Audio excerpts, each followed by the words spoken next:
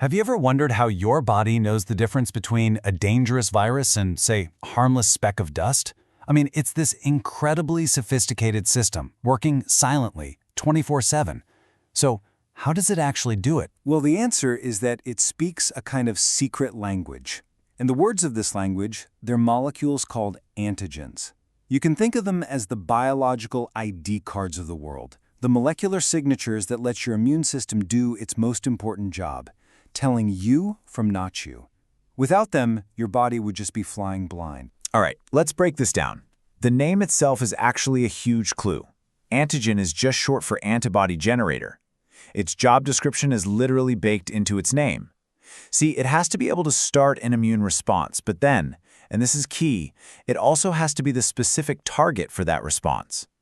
It's a two-part job, and as we're about to see, the immune system is very, very particular about it. So here's the game plan for today. We're going to start with the difference between triggering a response and just being a target. Then, we'll look at the immune system's threat assessment checklist. We'll check out a whole gallery of different antigens, from the merely annoying to the downright deadly. We'll see the playbook our cells use to spot them, and we'll wrap it all up with why this stuff matters for everything from vaccines to cancer therapy. First things first, we need to clear up a distinction that trips a lot of people up, but it is absolutely fundamental to understanding everything else. And that is the subtle but super important difference between an antigen and what we call an immunogen. So on one hand, you've got immunogenicity. The way to think about this is it's the power to actually start the fight. It's the ability to ring the alarm bell, to mobilize the troops, to get your immune cells to wake up and say, okay, we've got a situation here. It's all about being the trigger. Antigenicity, on the other hand, is a little bit simpler. It's just the ability to be a target. It means a molecule's shape can be recognized and physically bind to an antibody or a cell receptor. So it can fit the lock, but that doesn't necessarily mean it can turn the key. So to put it another way, an immunogenic substance can start the engine of the immune system. But something that's only antigenic, it can fit the keyhole, sure. It's a perfect match, it can bind, but it might just not have what it takes, the right size or complexity to actually turn that key and get the whole engine roaring to life. This brings us to a fundamental rule in immunology. If a molecule is immunogenic, if it can start the whole process, it must also be antiagenic, right? Because the weapons you create have to be able to find their target. But, as we just saw, the reverse isn't always true. Something can be a target without having the power to actually kick off the attack on its own. And that distinction is everything. So that raises a really interesting question.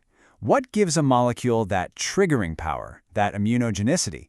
Well, it turns out the immune system is incredibly picky. It doesn't just go after anything. It runs down a kind of multi-factor checklist before it decides to launch a full-scale assault. Think of it like a security protocol. The system is checking for specific criteria. Is this molecule big and complex enough to look like a real threat? Is it, and this is the big one, is it foreign? It also has to be stable enough to hang around to be detected, but not so stable that our cells can't break it down for analysis.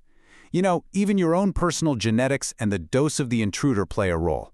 And for things like vaccines, we can even add boosters, called adjuvants, to make the signal stronger. It's only when enough of these boxes get ticked that the system decides, okay, it's go time. Okay, so now that we know what makes an antigen a real threat, let's explore the incredible variety of them out there. I mean, they come in all shapes and sizes, and they play completely different roles in our health. From causing a simple case of the sniffles to triggering some really life-threatening conditions. Remember that molecule we talked about, the one that could fit the lock but couldn't turn the key? That's a hapten.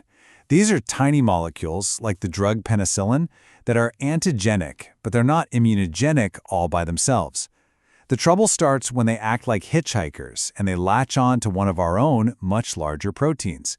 Suddenly, the immune system sees this new, combined molecule as foreign, and it attacks. And that right there is the basis for a lot of drug allergies. Antigens also differ in the kind of fight they pick. Some, like most proteins, are T-dependent. They need the help of T cells to organize a really powerful, sophisticated attack that, and this is critical, creates long-term memory. This is the gold standard we aim for with vaccines. But then you have T-independent antigens. They can trigger a response directly, but it's more of a quick and dirty fight. It's faster, but it's also weaker, and it leaves behind little to no memory of the bad guy. And then you have something truly dramatic, super antigens. These things, often bacterial toxins, completely hotwire the immune system. So instead of a precise targeted activation of just a few specific T cells, a superantigen can nonspecifically light up as many as 20% of all of your T cells at once. This massive, uncontrolled activation unleashes a flood of inflammatory signals, what we call a cytokine storm, that can lead to shock and organ failure. It is a terrifying example of the immune system's power turned against us. Okay, so we've seen the what. Now let's get into the how. How do our immune cells actually recognize all these different antigens with such insane precision? To do that, we have to understand that our B cells and T cells actually see the world in totally different ways. First, a key detail. Immune cells don't see the whole antigen. They zoom in on these small, specific, active sites called epitopes. So if the antigen is a giant country, the epitope is the exact street address that an antibody or a cell receptor is designed to find. And this brings us to one of the most fundamental splits in the immune system. B cells and T cells see things differently. B cells are like surface scanners. They use their receptors to recognize intact, 3D shapes on the surface of bad guys that are just floating around freely in your blood or lymph. T cells, though, they're more like inspectors.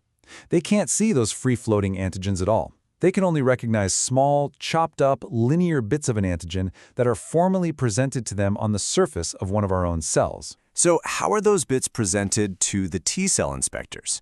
Through a system called MHC. You can think of it as two types of display windows. MHC class 1 is on almost every single cell in your body, and it displays pieces of what's going on inside that cell. It's like a status report saying, hey, here's a sample of what I'm making. If it happens to be displaying a virus protein, a killer T cell sees it and boom, eliminates the infected cell. MHC class 2 is only on professional immune cells. It displays bits of things the cell has eaten from the outside. It's basically shouting, hey everyone, look at this dangerous thing I found. And that rallies the helper T cells to coordinate a much bigger body-wide defense. So, why did we go through all this detail? Well, because understanding this molecular language isn't just some academic exercise. It is the absolute foundation of modern medicine. I mean, think about it. Vaccines work because we introduce a safe version of an antigen to teach our body what the enemy looks like. Allergies happen when the system freaks out over a harmless antigen, like pollen. Autoimmunity is the tragic consequence of this whole system breaking down and attacking our own self-antigens. And even things like organ transplants and the latest cancer therapies hinge on this principle, either by matching self-antigens between two people or by teaching our immune system how to spot the unique antigens on a tumor cell. Every second of every single day, your body is engaged in this quiet, complex, molecular conversation. It's constantly reading these antigen ID cards, making life or death decisions, and protecting you from a whole world of threats. It's a system of almost unbelievable sophistication, and it's all happening inside you, right now. And that leaves us with the final thought to chew on. If our immune system is shaped by this lifelong education in the language of antigens, from every cold we catch, every vaccine we get, how does that ultimately shape who we are? And as we get better at speaking this language ourselves, how can we engineer immunity in the future to better fight off disease? It's a pretty fascinating question about the very molecules that both define and defend us.